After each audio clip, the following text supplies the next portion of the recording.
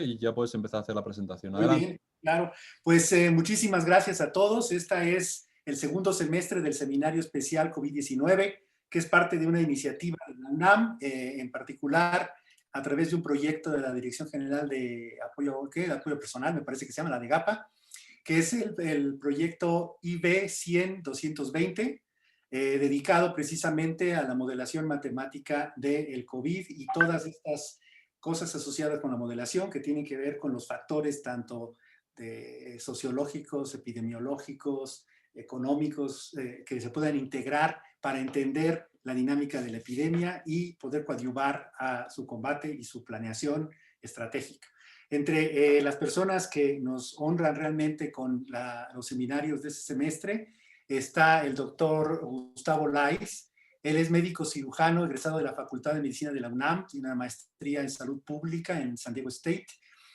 Cuentan con 28 años de experiencia en la Secretaría de Salud, donde fungió como director general en particular de estadística y de promoción a la salud, y es actualmente coordinador general del Centro de Investigación en Políticas, Población y Salud de la Facultad de Medicina de la UNAM, que está dedicada completamente, o al menos una de sus importantes actividades, precisamente a la planeación estratégica en cosas de COVID, la discusión y el entendimiento de la epidemia. Ha sido consultor de la Organización Mundial de la Salud y es un experto en el área. Así que es realmente con mucho agradecemos, Gustavo, la presencia en este seminario para darnos tu visión de cómo van las cosas. Y pues sin más preámbulo, a todos, por favor, les pedimos que apaguen su micrófono, que apaguen su pantalla para mejorar la transmisión. Y al final retomaremos la sesión para pasar a las preguntas y respuestas por nuestro invitado. Entonces, sin más preámbulo, Gustavo, por favor, en la pantalla y el foro es tuyo. Muchas gracias, Jorge. Muchas gracias, Isaac, por su invitación. Eh, qué buen foro, la verdad. Hay gente en este foro que yo creo que es mucho mejor que yo trabajando lo que es epidemiología. El doctor Miguel Ángel Lezana, que tiene la mala suerte de ser mi compadre, pero además es un extraordinario epidemiólogo. Me da mucho gusto que esté aquí y entonces, por supuesto, me siento preocupado por su presencia. No, todo lo contrario, me da muchísimo gusto, sobre todo para la parte de la charla que espero que vayamos teniendo sobre lo que estamos viendo y lo que vamos a vivir en cuanto al COVID. Todo lo que nos falta todavía por vivir. Entonces, empezaría por este lado. La idea que yo tengo y lo que había platicado con Jorge es que hiciéramos más una charla a una aburridísima presentación de un cuate que está en la Facultad de Medicina, sino que nos diéramos la posibilidad de platicar, de que viéramos hasta dónde vamos, porque para mí un aspecto importante es dónde estamos, pero sobre todo esta encrucijada sanitaria que se nos viene encima o que ya nos llegó y que vamos a tener que hacer algo o nada. Todo depende de cómo la manejemos. Entonces, ese sería el punto sobre el que empezaría a trabajar. Entonces, para nosotros la visión clásica o lo fácil de la epidemiología es su capacidad de estudiar grandes grupos humanos y sobre todo la posibilidad de conocer el comportamiento de las enfermedades y la posibilidad de prever cómo se van a ir comportando esas enfermedades. A mí me enseñaron que la enfermedad nunca se distribuye al azar, que a lo mejor no sabemos por qué está distribuyendo la forma que está distribuyendo, pero que al azar eso no pasa. Y eso va a ir en contra de algunas cosas que les voy a presentar ahorita. Entonces, cuando conocemos la enfermedad y se presenta continuamente en grupos poblacionales, algo que se repite periódicamente, o sea, es una endemia, la previsión es relativamente simple, o sea, cualquiera la puede hacer y desde hace mucho calculamos estos que llamamos canales endémicos, utilizando de 5 a 7 años como guía. Al hacer estos cálculos teníamos una distribución en el tiempo y mientras pues, la enfermedad se encuentra en los cauces de este canal, que le podemos decir ahorita seguridad, se encuentra en niveles previsibles y por lo tanto controlables o hasta cierto punto controlables. Como hemos visto este año, por ejemplo, con la parte de influenza desde el año pasado y este año, que deberíamos tener los brotes de influenza habituales, y ahora voy a poner entre comillas, para esta época del año, que este canal endémico es de este tipo de enfermedades. Bueno, vemos que esto no está pasando, ¿no? Casi no hemos tenido influenza, y eso quiere decir que las medidas que hemos utilizado control para el COVID funcionan perfectamente bien para otras cosas como la influenza. Entonces, solamente cuando se sale estos canales de alarma se consideraba que había una epidemia. O sea, la vida era muy fácil en ese tiempo. Ahora estamos buscando y empezamos a trabajar, sobre todo al principio, cuando se hizo este grupo que yo le llamo de los supersabios en la universidad, donde empezamos a ver cómo estaba comportando la enfermedad. Empezamos a ver que el modelo tradicional, el SER, o SEIR, realmente trabajaba relativamente bien, pero le faltaban cosas a ese modelo. Entonces empezaron a salir nuevas opciones. Solo les voy a poner este otro, en donde hay una parte importante porque tiene que ver con la latencia del virus del COVID-19. En 2009, cuando tuvimos la última epidemia, que en este caso el doctor Lozano y yo nos tocó trabajar muy de cerca, vimos una epidemia que se comportaba más o menos en forma tradicional porque el periodo de incubación es muy corto. En este caso, esta enfermedad no lo cobra caro, pero tardíamente. Entonces, si pasamos unas posadas muy agradables, y Navidad, y Año Nuevo, bueno, 2 semanas después, más o menos en promedio, empecemos a ver un incremento en el número de casos y, por supuesto, a las 3 o 4 semanas un incremento en el número de muertes. O sea, no es circunstancial lo que estaba pasando. Sin embargo, cuando empezó la epidemia, veíamos esto, ¿no? Veíamos, este es uno de los grupos que estaba trabajando en cuanto a los modelos COVID, y decía que la evolución del COVID no es completamente aleatoria, que eso va en contra de lo que sabemos de cualquier enfermedad. Pero bueno, pero como otras pandemias, tiene un ciclo de vida. Entonces hay una fase de aceleración, un punto de inflexión, una fase que desacelera y eventualmente cuando se detiene o finaliza. Que es una parte que creo que vale la pena que en algún momento este seminario discuta. ¿Cuándo se va a acabar la pandemia? Yo conozco 3 formas de tener una pandemia, ninguna de esas es ideal, pero bueno, podría funcionar. El ciclo de vida entonces es el resultado de las adaptaciones, tanto de la gente, en este caso del virus que está adaptando rápidamente a nosotros, tanto los individuos como de las acciones de la salud pública, y ahorita voy a decir gobierno, aunque realmente a veces eso no funciona así. Y una parte importantísima, las limitaciones que tiene el ecosistema. O sea, si pensamos una epidemia fuera de su componente geográfico, estamos teniendo problemas serios. La otra parte que desde entonces ya se hablaba es que el ciclo de vida varía de lugar en lugar. Y entonces diferentes países pueden estar en diferentes fases de este ciclo en un momento específico. Y eso es lo que hemos visto, ¿no? Hemos tenido, por ejemplo, en esta primera etapa de la pandemia, entonces, bueno, pues a ver, yo creo que se va a acabar en julio 12, si estás en Singapur, va a acabar en junio 13, estás en Estados Unidos. Está perfecto el modelo, lo único que nos faltó es ponerle el año, ¿no? Pero todo el mundo pensaba que si se fuera a comportar o si se hubiera comportado de una manera tradicional, esto es lo que hubiéramos vivido. No estábamos contando toda la variabilidad que este virus produce, toda la cantidad de casos asintomáticos, toda la latencia que tiene, la posibilidad de transmitirse antes de que empiece a dar síntomas. O sea, este bicho nos agarró mal parados, pero además de mal parados, muy mal estructurados para poder analizar, evaluar y decidir cómo se iba a comportar la epidemia. De ninguno de los casos, por supuesto, se ha comportado como lo esperábamos. Lo que hemos visto es esto, ¿no? Que todos los días, los que somos obsesivos en esta materia, vemos cómo va lo de Johns Hopkins, y aquí solamente puso en México. Pero creo que es una parte importante que viéramos. Lo que no cambia es la parte más importante de la gráfica, que nunca le hacemos caso, entonces para que la vean, se las voy a poner a fuerza, que es esta. Entonces, el número de casos diarios. Esta sí es la gráfica más importante que podemos ver. Y esto nos dice que hay una composición peculiar de la pandemia. ¿Qué tan peculiar?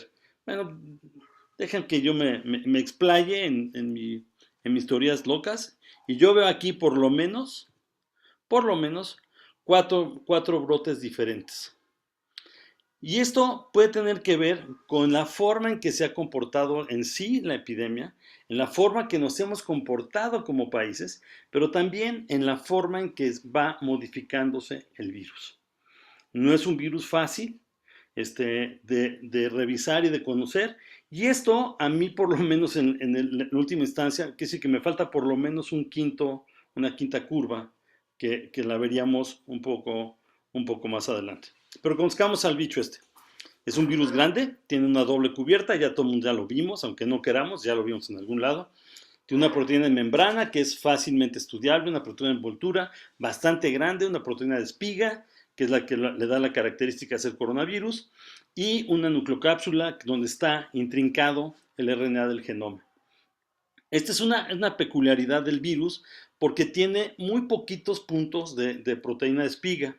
Y aunque decimos, bueno, tiene proteína de espiga, realmente tiene 35 proteínas de tipo espiga en total en el virus. En cambio, en el nucleocápsula hay más de 1200 copias. Entonces, si estudiamos la nucleocápsula, estamos estudiando algo que es muy fácil de estudiar. En cambio, si estudiamos la espiga, es mucho más difícil de estudiar. Cuando hacemos, por ejemplo, las vacunas o cuando se han venido trabajando, una de las partes más importantes se ha venido trabajando en esta parte, que es la única parte que curiosamente en este diagrama se ve muy bien, que es la parte expuesta del virus. Es donde es más fácil atacarlo, porque esa es la parte en la que se une a la célula. ¿Qué pasó con este virus? Este virus conocía al murciélago hace muchísimo tiempo. Ya ha venido interactuando con él en forma prácticamente permanente. Entonces, el virus modifica las proteínas de los receptores, sobre todo el AC2, que es el que recibe a este tipo de virus. Ha venido modificándose también con el tiempo y por casualidad, por probabilidad, independientemente de que tengamos seguramente un hospedero intermedio, ya se empezó a parecer más al receptor humano y de repente pues, pudo pasar al ser humano. Esto simplemente es una casualidad evolutiva.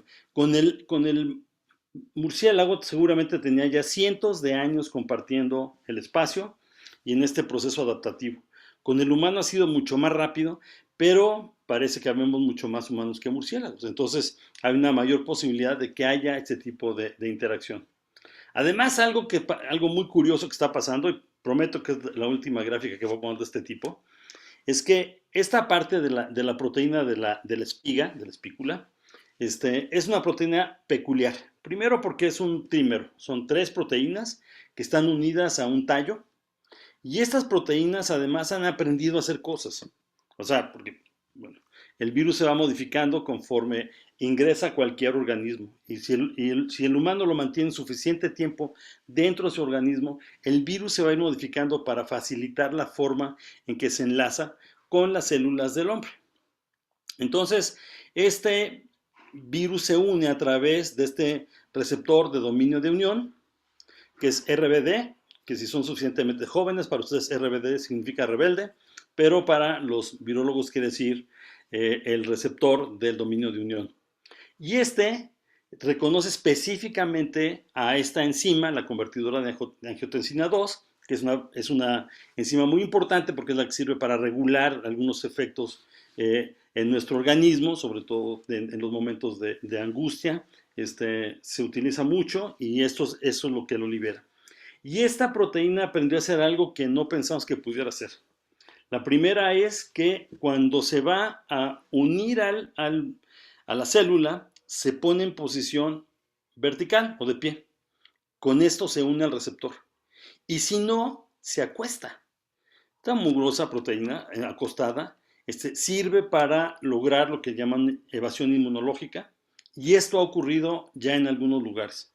Curiosamente, este tipo de modificación se ha dado en varios países y en varios continentes al mismo tiempo, cuando no ha habido interacción entre ellos. Eso quiere decir que está consiguiendo el virus, no es que tenga ganas de hacerlo, simplemente es una casualidad, pero es una casualidad muy, muy importante, en donde ha ocurrido el mismo tipo de cambio, de alteración, de mutación, en 3 lugares diferentes, en condiciones totalmente diferentes, pero un camino evolutivo similar.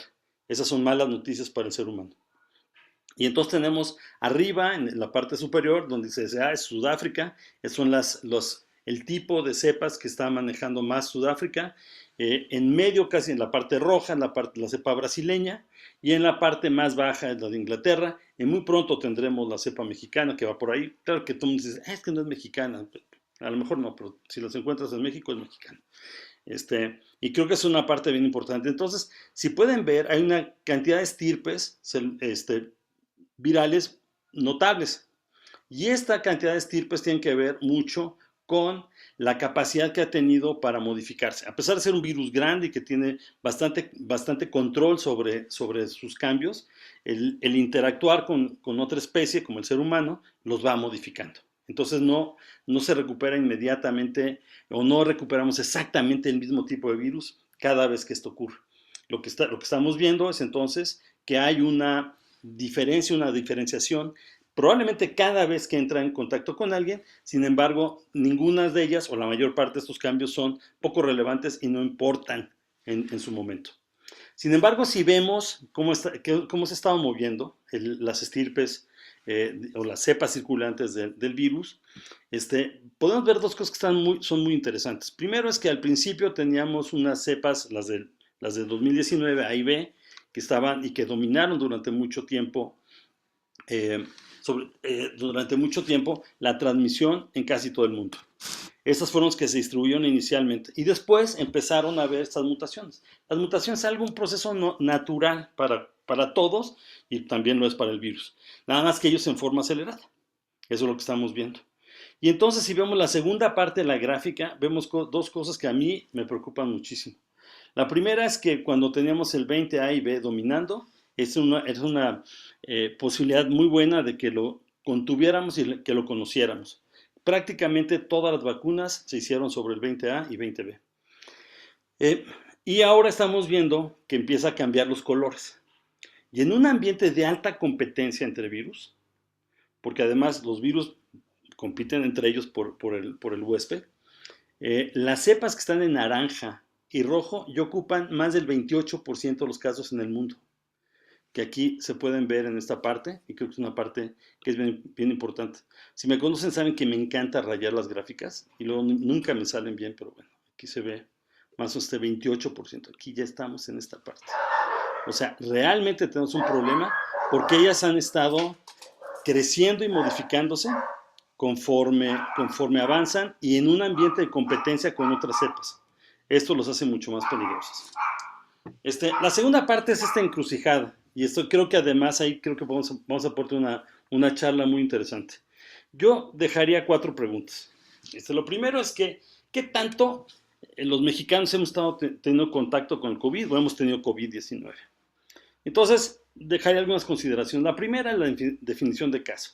Esta es creo que la primera vez que no tenemos una definición de caso más que la que ya se comprobó, la que nos da el laboratorio. Entonces, solamente tenemos casos comprobados.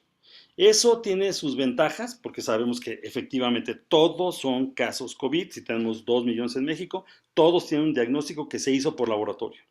Sin embargo, habitualmente los epidemiólogos trabajamos con sospechosos, no trabajamos con casos confirmados. ¿Por qué? Porque lo que queremos es estar adelante de la enfermedad, no atrás correteándola, ¿no? Que eso no le sirve a nadie, estarla correteando. Pero eso es una definición que a partir de julio se usa en todo el mundo, y México la tomó en agosto, y bueno, con esa viviremos, ni modo. El segundo es ¿cuál es el mejor indicador si vamos a modelar esta epidemia? ¿Casos, defunciones o qué? Y si fuera el asunto con los casos, bueno, pues tenemos esos 2 millones registrados por la Secretaría de Salud, que equivale más o menos al 2% de la población adulta. Realmente estaríamos apenas empezando la epidemia si esto fuera cierto. La encuesta nacional de salud nos dijo que había 25% de seropositivos, que no sé cómo los encontraron, pero bueno, eso nos dijeron. Eso quiere decir que hay ya un núcleo de personas que han tenido la enfermedad y que tienen los anticuerpos para demostrarlo. Esa es una gran ventaja. Y la otra es que lo hagamos a través de las defunciones. Vamos en cerca de 200,000 defunciones y tenemos alrededor de otras 150,000 no clasificadas.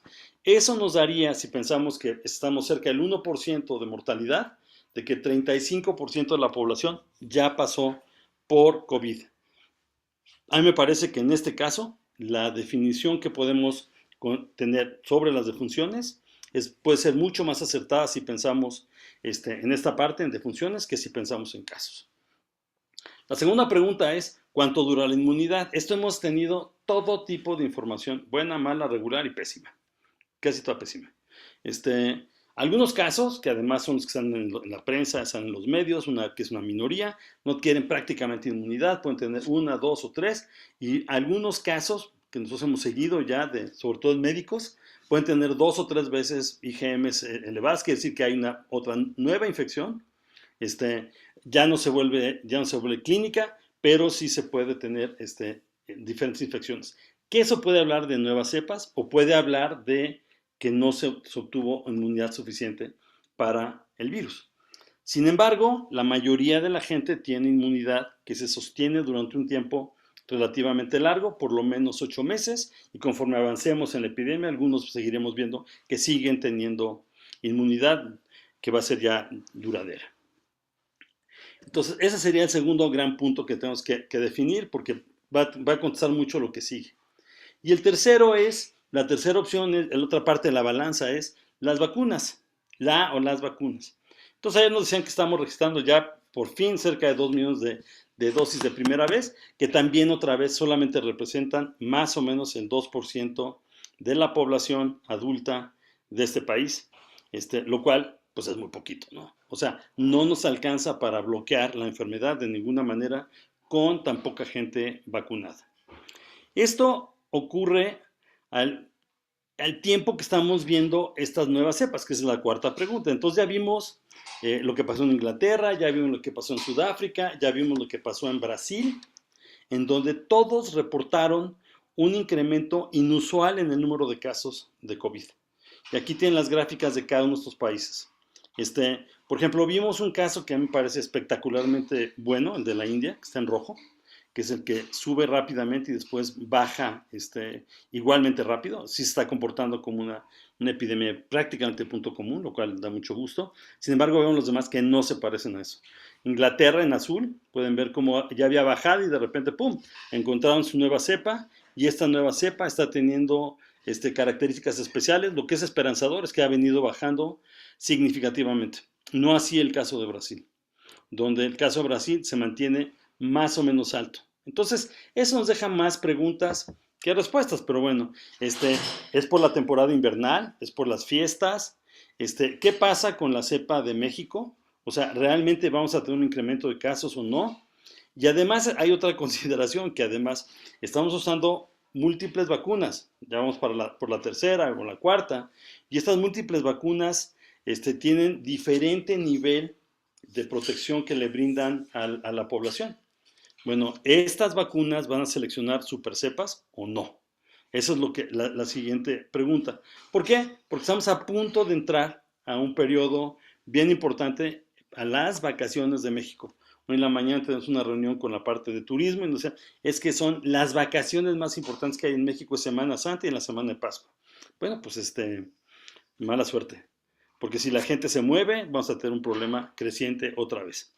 Y entonces, hasta algunos lugares donde habían sido muy cuidadosos en decir, bueno, no va a bajar muy rápido esto, parece que ahora nos están diciendo que sí, y entonces aquí tenemos este centro de salud que está monitoreando los casos de COVID en el mundo, y nos dice que México va a empezar a bajar y que por ahí de abril nos va a ir muy bien ya. Si esta nueva cepa mexicana y la cantidad de personas no es suficientemente alta para lograr un control de la enfermedad, lo más probable es que veamos esto otra vez. Entonces, que tengamos un repunte en el número de casos, y que esto nos alargue por lo menos hasta el verano, si no es que después del verano, para volver a bajar. Sin embargo, necesitamos conocer dónde estamos, ¿no? Hicimos un pequeño ejercicio para ver qué pasaba con las dos opciones, porque decían, bueno, pues es que es terrible que sea mortal o que sea más mortífera la cepa, pero no es tan riesgoso que sea más infecciosa. Eso es totalmente falso. Entonces, un virus más mortal, y aquí lo pueden ver en la línea roja, que ahorita les vuelvo a marcar.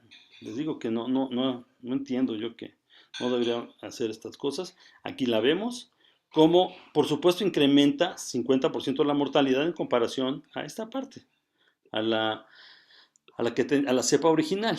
Pero nada más, porque hace y tiene mayor mortalidad. El problema es cuando pasa como está en la línea naranja, en donde la cepa es más transmisible y siendo más transmisible simplemente por la acumulación de casos, va a implicar más muertes.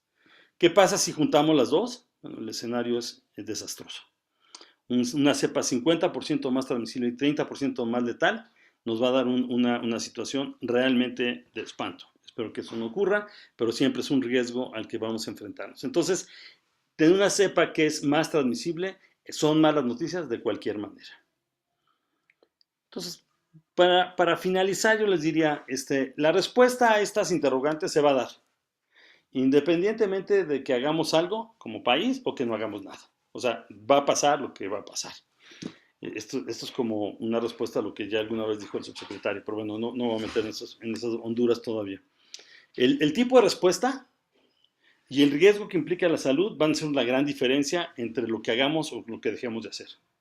Y entonces, aprovechando el seminario y que tenemos a las gentes más brillantes matemáticas del país, nos urgen modelos que nos permitan ponernos adelante en la pandemia. No podemos seguir siguiéndola, sobre todo en este caso en que ya vimos un repunte tan importante para el invierno.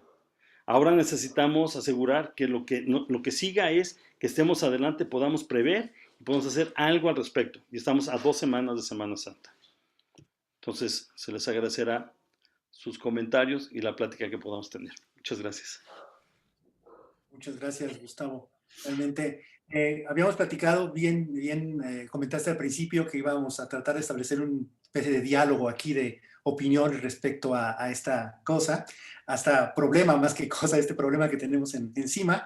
Y una de las cosas que quisiera hacer, si me permiten, es compartir un poquito en términos de sí, hay muchos temas que tocó Gustavo, pero uno de los que quizás sea interesante es esto de que necesitamos estar un poco más adelante de lo que está ocurriendo. Y una de las cosas que discutíamos con Gustavo es que hay un factor muy importante en esta epidemia, que no en todas las epidemias, pero que en particular se ha hecho muy relevante en esta, ha aparecido en todos lados, que es el factor de conducta humana. Es cómo nos comportamos los individuos de manera social e individual y cómo ese comportamiento altera la evolución de una epidemia. El ejemplo son estos, por ejemplo, Semana Santa. O no pongamos Semana Santa de este año, la del año pasado, pongamos los diferentes puentes que ha habido a lo largo de la epidemia, a lo largo de su historia. Esos puentes, por ejemplo, el 10 de mayo, que supuestamente está en medio del semáforo rojo, me parece, en esa época, o quizás no, ni siquiera, estábamos encerrados, y sin embargo, por cuestiones tradicionales, por cosas familiares, por cantidad de factores diferentes del seguimiento de la regla, hubo mucha gente que salió y se dispara la epidemia y entramos a una epidemia que no tiene la forma de la campanita, sino que se extiende por muchos meses en el máximo. Entonces, la conducta humana es algo interesante. Y otro factor que me parece que es interesante también es esto de la inmunidad temporal, Gustavo, porque la inmunidad temporal, desde el punto de vista de epidemiología, de dinámica poblacional, lo que genera es que vamos a llamarle el pool de susceptibles que existe, se rellena porque la gente que quedó enferma pierde inmunidad y vuelve a ser susceptible y tenemos un regreso, una recomposición del pool de susceptibles. Al haber más susceptibles, el virus tiene la facilidad de infectar y es relativamente esperado que haya brotes cada vez más amortiguados y finalmente desaparecieran. El problema que tenemos con nuestra epidemia es, para un poco mostrar algo aquí con lo de Gustavo, es este modelo sigue en la Ciudad de México, lo hemos estado sacando desde finales de mayo para seguir el comportamiento de la epidemia y nos basamos en los cambios en la tasa de contacto, que es esta que está aquí, la reducción en la tasa de contacto, pero basándonos no en divisiones arbitrarias del tiempo, diciendo esta semana va a ser tanto, a la semana cambia, etcétera, etcétera, sino tomando como fundamentalmente los datos de fecha calendario, donde sabemos que va a haber puentes, festividades o vacaciones. Y a través de la historia de la epidemia nos hemos podido ir adelantando muy relativamente, porque realmente la dinámica de la epidemia es muy particular, pero se pueden predecir o no predecir, se pueden ver cuáles van a ser los eventos que siguen. Y por ejemplo, en este momento el evento que sigue es el puente del 15 de marzo, que sustituye al 21 de marzo, y después de ese sigue la Semana Santa, y después de ese sigue las elecciones federales del 6 de junio. Sabemos que esos son eventos potencialmente de superpropagación y esos van a generar un incremento en la tasa de contacto. En esta simulación, lo que hacemos es seguir los casos hasta el día de hoy, me parece, o ayer, y después la dinámica general de la epidemia la dejamos correr y evidentemente tenemos el típico rebrote debido a la hipótesis de inmunidad temporal. Y este es simplemente una cosa muy simple de hacer con el modelo. Pero en este modelo no hemos incorporado el problema del 15 de marzo ni la Semana Santa. Esto lo que puede generar es un pico más cercano, quizás durante el transcurso de la primavera, un brote que sigue no va a ser tan alejado hasta octubre, sino antes. Entonces, este es el tipo de consideraciones. Ahora, una de las cosas que, déjenme ver cómo comparto aquí, para quitar, no sé qué hice, algo hice que ahora no me veo, pero espero que ya no esté compartiendo la pantalla. Y bueno, ese era uno de los comentarios que quería hacer respecto a la interesante charla, a este aspecto de la inmunidad temporal y las cosas que señalaste, Gustavo. No sé, comentarios que tengas o alguna observación al respecto. Sí, o sea, yo también veo una posibilidad muy fuerte, determinada por la conducta humana, de que tengamos un rebrote importante y no sé qué tan fácilmente controlable si no hacemos nada en este periodo de 2 semanas, que desafortunadamente, yo diría muy desafortunadamente, se nos adelantó la Semana Santa, ¿no? Entonces estamos a 2 semanas de tenerla. Eso puede ser una situación muy riesgosa porque yo veo una población que ya decidió que ya se acabó la epidemia, o sea, que acabó el año, que viva la libertad, o sea, estamos viendo un cambio en la conducta impresionante. Yo tengo un programa ahorita en el aeropuerto y yo vivo al sur de la ciudad y voy al aeropuerto por lo menos 3 días a la semana. Qué barbaridad, se está viendo un cambio en la movilidad espantoso. Entonces, ese cambio en la movilidad creo que puede ser el determinante para que tengamos otra vez mayor interacción entre la población y más contagio. Uno de mis familiares que vive en Cancún, muy desafortunado, pobrecito, pero me decía, oye, está lleno y ya nadie usa cubrebocas. Estamos viendo ese tipo de situaciones. Además, estamos viendo muchísimos viajeros de otros países que ya se vacunaron, pero pues vienen a traernos ahí sus recuerdos, ¿no? Tienen sus souvenirs para nosotros. Entonces, yo creo que la situación es todavía de muchísimo riesgo como para darnos por cubierta la pandemia. Yo decía, hay 3 formas de que termine la pandemia generalmente. Y con eso terminaría esta primera parte. La primera es que se acaben los casos. Perfecto. Se acaban los casos, no tiene nada dramático, simplemente se acaban los casos, como pasó con el ébola. Último paciente, dijeron, oye, pues no fue ébola, qué maravilla, se acabó la pandemia. O se acabó la epidemia en ese caso. Segunda forma es cuando el gobierno lo decida. O sea, va a llegar el momento en que digan, pues fíjense que ya el Consejo de Salud General, pues un ente ahí medio pintado ahorita, decide que ya se terminó, entonces se acaba todo el drama de lo que habíamos hecho, todas lo que se había dado de aprobaciones temporales por la pandemia se agota, entonces pues, no hay prueba, no hay nada, mientras no tengan registro normal y se acabó el asunto.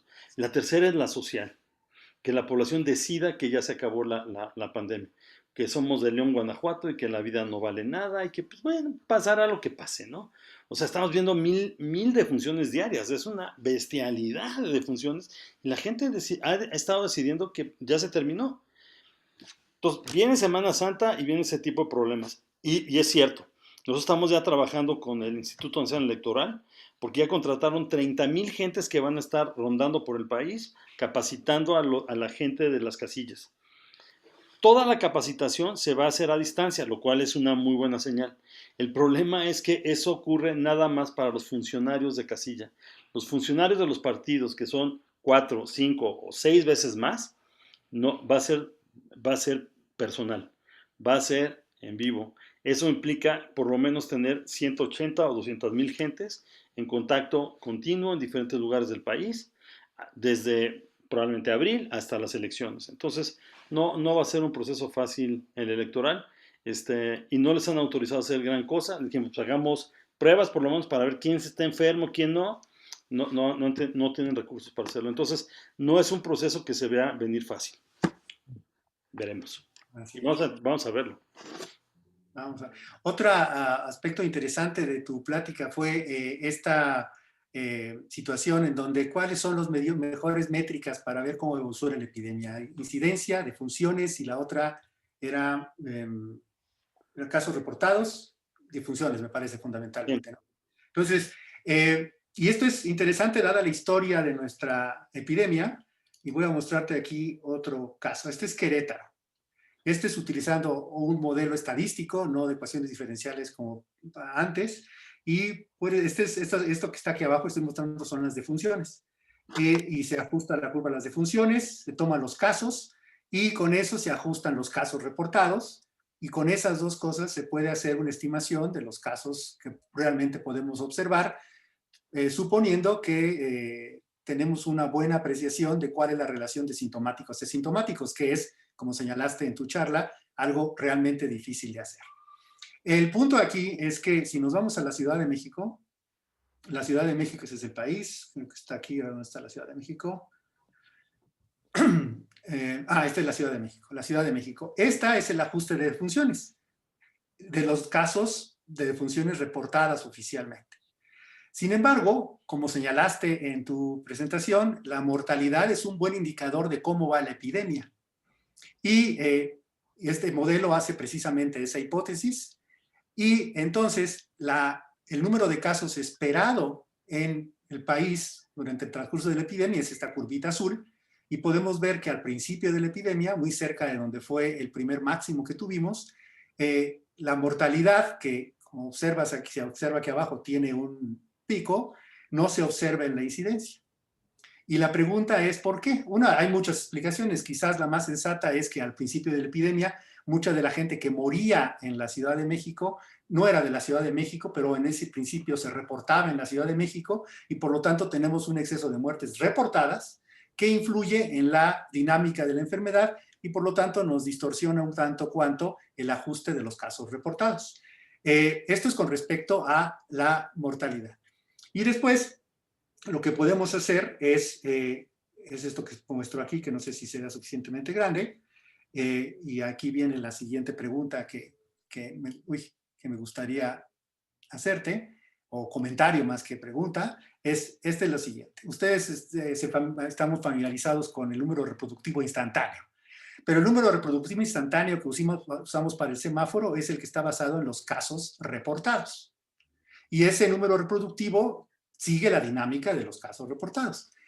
Pero con este modelo podemos estimar los casos totales posibles, basado en hipótesis que tienen que ver con los retrasos en los reportes de los hospitales, en la tasa de sintomaticidad, asintomaticidad, etcétera, y el número reproductivo cambia.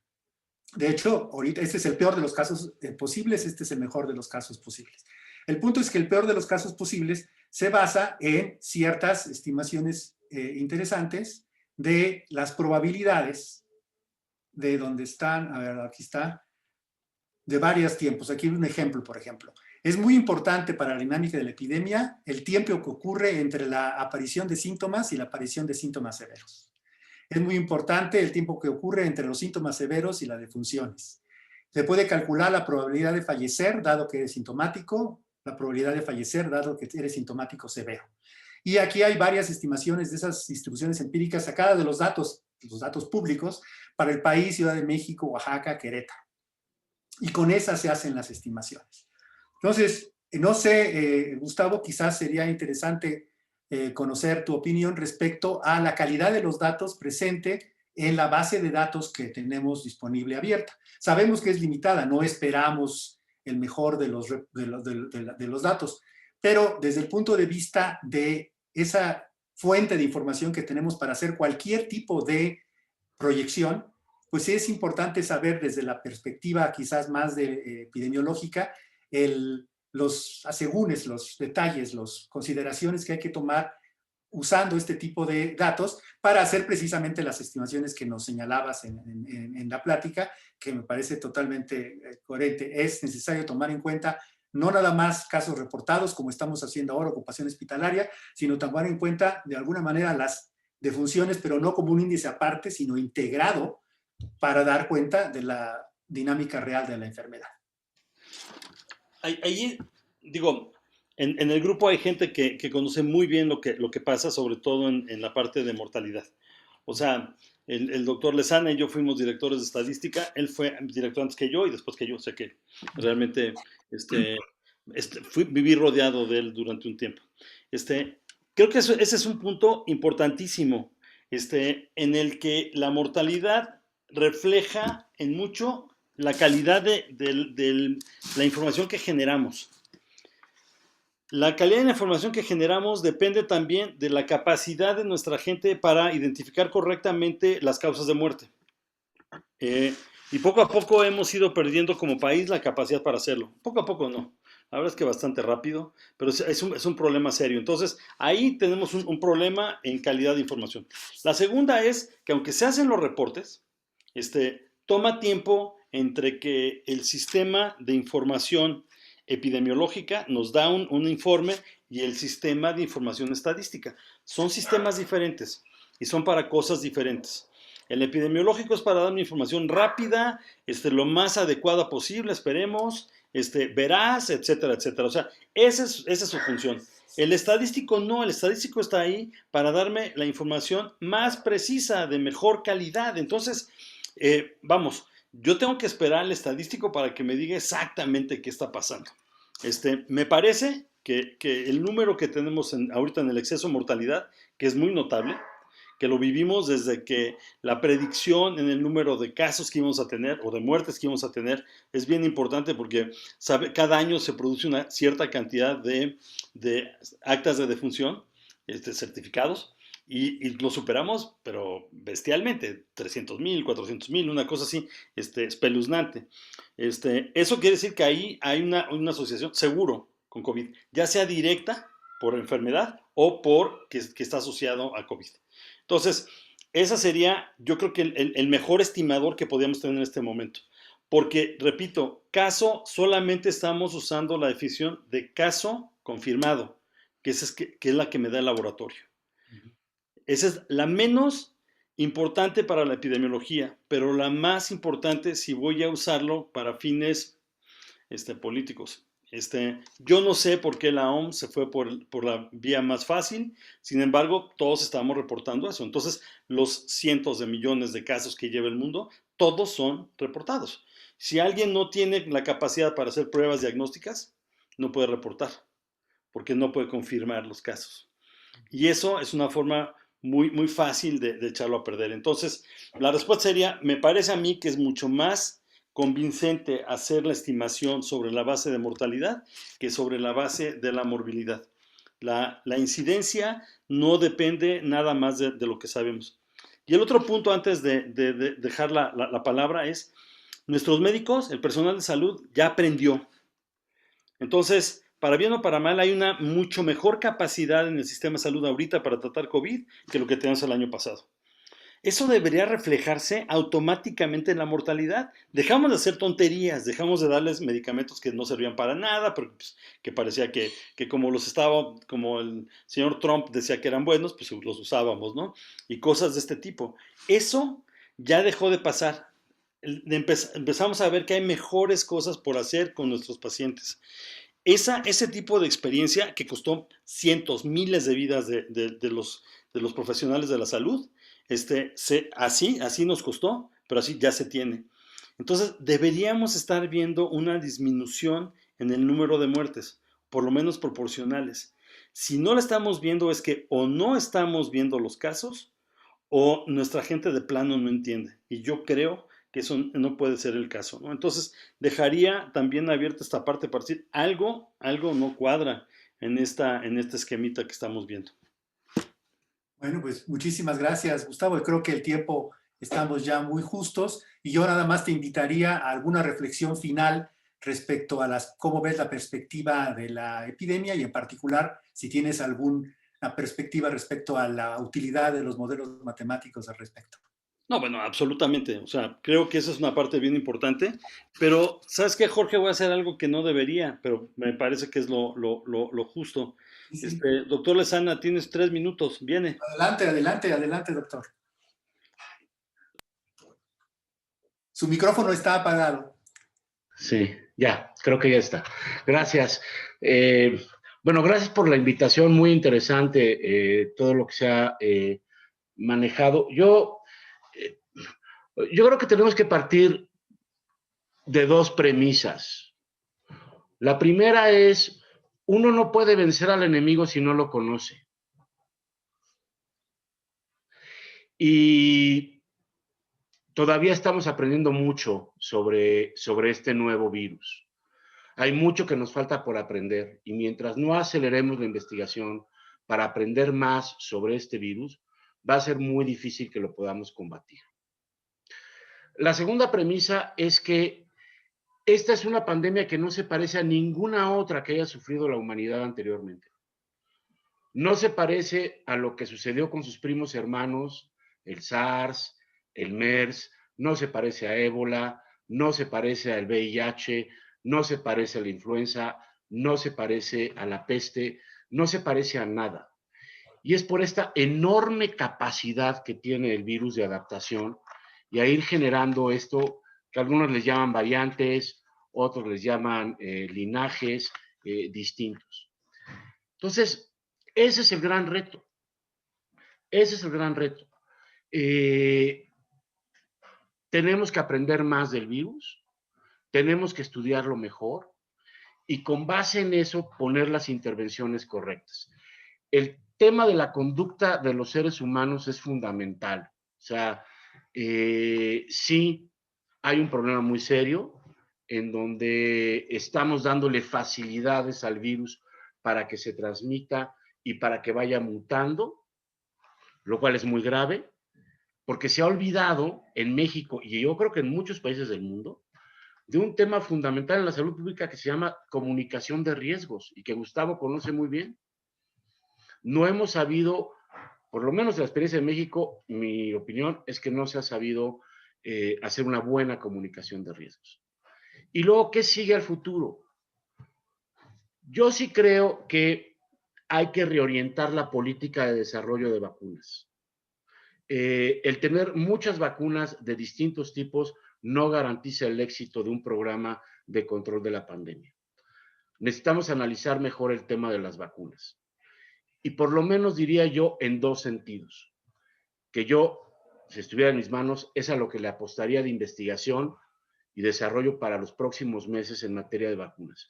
Una, explorar nuevas vías de administración de la vacuna. La administración intramuscular, que es la que se utiliza con todas las vacunas que están aprobadas en el mundo, no es necesariamente la más eficiente. Hay que buscar administración intradérmica de la vacuna. Esto ya se ha experimentado con otras vacunas con mucho éxito, por ejemplo, la vacuna contra la fiebre amarilla, y eso permite incluso vacunar a la gente con la mitad de las dosis. Y 2, el futuro, en mi opinión, va a estar en generar vacunas polivalentes. Escuchamos ya declaraciones de ejecutivos de Moderna diciendo no hay problema con las variantes, vamos a desarrollar una tercera dosis. Pues sí, a $50 la dosis, pues gran negocio. Y luego, pues hay que hacer una cuarta dosis. Pues igual a $50, pues es un gran negocio. Pues claro, mientras no le quiten ese incentivo a la industria, pues no lo van a cambiar. Entonces, el futuro está en desarrollar vacunas polivalentes de aplicación intradérmica y hacer una buena comunicación de riesgos para que la gente entienda qué es lo que no debe de hacer para infectarse, porque si se infecta, se puede enfermar gravemente y se puede morir. Y ya no usé mis 3 minutos. Muchas gracias, doctor.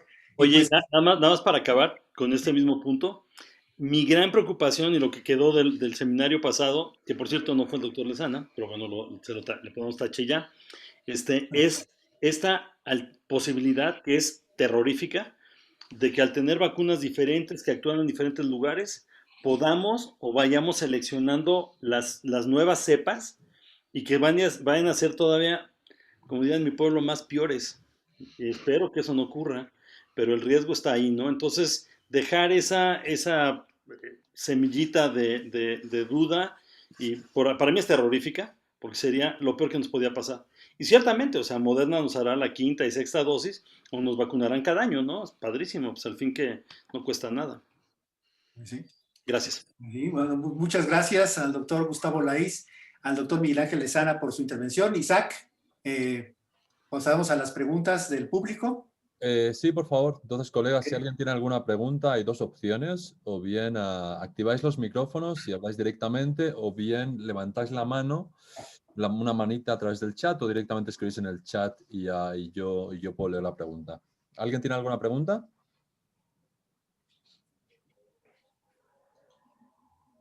Hola, bueno, hola Isaac, ¿yo podría? Hola, Nancy. Sí, hola, ¿qué Adelante. tal? ¿Qué tal? Hola, buen día, doctor Gustavo. Bueno, en la primera parte que mencionaba sobre la mutación que tiene el coronavirus, donde, no sé, parece que tiene como una parte vertical que en algunos casos se vuelve horizontal para acoplarse en la proteína, hay estudios sobre las personas que han sido infectadas por este tipo de virus con esa mutación y hay comparaciones entre los que sí se enferman y no se enferman o todos los estudiados han sido, bueno, han desarrollado la enfermedad en ese caso. Qué buena pregunta. Seguramente hay mucha gente que es asintomática de esos grupos.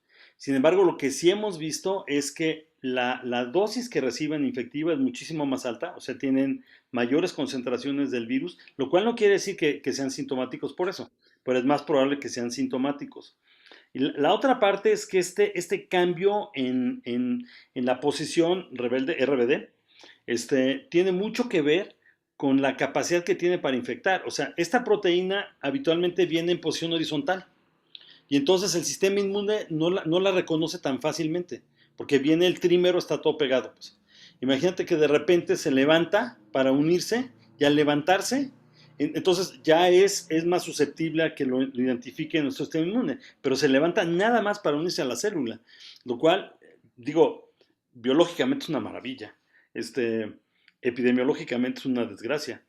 Y esto está ocurriendo en diferentes lugares al mismo tiempo. Y lo que hemos visto es que está desplazando las otras cepas, lo cual quiere decir que es más eficiente evolutivamente que las demás. Y esta es una simplemente cuestión, aritmética. O sea, es más eficiente, va a reemplazar a las otras cepas, por supuesto. Por supuesto que la va a reemplazar, igual que ha pasado con todas, ¿no? O sea, siempre tenemos cepas que son más efectivas para transmitirse. Si fuera tan buena, lo haría asintomático en la mayor parte de los casos, lo cual sería todavía más peligroso para nosotros. Sin embargo, aparentemente hay más gente sintomática en estos casos. Gracias, Nancy, por la pregunta y Gustavo por la respuesta. La siguiente persona que tiene la mano levantada es Salvador Cruz. Salvador, si quieres activar tu micrófono y preguntar, y después hay una pregunta por el chat. Adelante, Salvador. Muchas gracias. Bueno, para mí una de mis principales preocupaciones son el vector de transmisión del virus. O sea, obviamente se ha hablado de las microgotas que pueden estar en suspensión en el aire y estar suspendidas por varias horas, e inclusive a diferentes distancias, más allá de la famosa sana distancia. Sin embargo, en zonas urbanas como la Ciudad de México, hay una gran cantidad de partículas suspendidas en el aire y lo que me pregunto es si ahora, después de un año de la aparición del virus, seguramente la carga viral por unidad de volumen en el aire urbano, la atmósfera urbana, se ha incrementado y por tanto mi pregunta es si se han hecho estudios sobre la posibilidad de que micropartículas suspendidas en el aire de la ciudad sean portadoras del virus y que finalmente esto sea un riesgo también, independientemente de que estemos en un parque o alguna otra región. ¿Hay algo al respecto? Es una pregunta súper difícil, pero qué padre. Uno, tenemos poca información de lo que pasa con estos aerosoles después de un rato. Lo que sabemos es que se dispersan con tanta habilidad, tanta facilidad, en espacios cerrados que prácticamente los saturan en un tiempo relativamente breve. O sea, en espacios cerrados nos va muy mal. Pero también hemos visto que en espacios abiertos nos va bastante bien. Quiere decir que el virus o es menos efectivo o se puede inactivar con cierta facilidad. Y yo diría que más bien es por ese lado, ¿no? Cuando empezó la epidemia nos encantaba poner tapetitos con cloro, lo cual resultó buenísimo para limpiar los zapatos, pero no resultó, no importaba para el virus, ¿no? Después dijimos, bueno, es que en las superficies y la comida y todo le echamos spray a la comida antes de comerla. Después vimos que tampoco era relevante esa parte, sino es más bien esa transmisión ya sea en gotículas o en aerosoles, lo que realmente es importante. Lo que no hemos sido buenos para hacer, y es lo que muy bien decía el doctor Lezana, es que no hemos tenido la capacidad para comunicarlo. O sea, decir, si estoy en ambientes en exteriores, mi riesgo es notablemente inferior a si estoy en interiores. Entonces, lo que haga yo en exteriores quiere decir que o se va a dispersar y la cantidad de virus que puedo recibir es muy pequeñita, que eso es una parte, o sea, que el inóculo sería muy pequeño, o la otra es que tendríamos entonces la otra posibilidad, que es que realmente se está inactivando muy rápidamente. Y yo creo que es la segunda, se inactiva fácilmente con la luz solar, se inactiva entrando en contacto. O sea, no es un buen competidor fuera de espacios cerrados y fuera de nuestro organismo, afortunadamente. Gracias, Gustavo, y gracias, Salvador, por la pregunta. Marco Maceda hizo una pregunta a través del chat, la voy a leer. Pregunta Marco, ¿existen indicadores de por qué en la India la pandemia tiene un comportamiento mejor, entre comillas, que en México, suponiendo mejor que tiene la típica curva que viene de un modelo de compartimentos? La verdad es que no uno, sino he revisado por lo menos 4 o 5 artículos en las últimas 2 o 3 semanas que hablan de esta increíble forma de comportamiento en la India. O sea, todo parecía suponer que la India iba a ser uno de los países más afectados, no solo por el tamaño de población, sino por los problemas higiénicos que tienen o la falta de capacidad para hacer las cosas bien en esta epidemia. Y de repente empezó a bajar, lo rebasamos otra vez en mortalidad, lo cual pues, no significa nada porque son 10 veces más que nosotros, pero bueno, pequeños detalles. Y aún así tiene una mortalidad inferior a la nuestra. Y han empezado a tener casos cada vez menos agresivos. Y tienen otra ventaja que nosotros deberíamos tener. Ellos tienen un instituto del suero, Serum Institute, que produce la mayor parte de las vacunas del mundo. Nosotros algún tiempo tuvimos un área que se dedicaba a hacer vacunas, pero bueno, la dejamos de usar porque pues, no era importante, ¿no? Esa es una gran diferencia. Yo creo que su programa de vacunación va a ser el más agresivo que tenga este planeta. Que es una ventaja. Y la otra es que entendieron lo que tenían que hacer y han sabido comunicar a su población para evitar lo máximo posible los riesgos. Yo diría que esas son las dos características en la India que lo está haciendo ahorita un modelo a seguir para todos, ¿eh? O sea, podemos gastar todo lo que quieran en vacunas, pero bien, ya fue señalado, es decir, no alcanza la vacuna no nos va a salvar este problema. Hemos tenido epidemias, todavía vivimos una, la del SIDA, que todavía no tenemos una vacuna y está bastante bien controlada. Tenemos un tratamiento bastante bueno, o un grupo de tratamientos bastante bueno.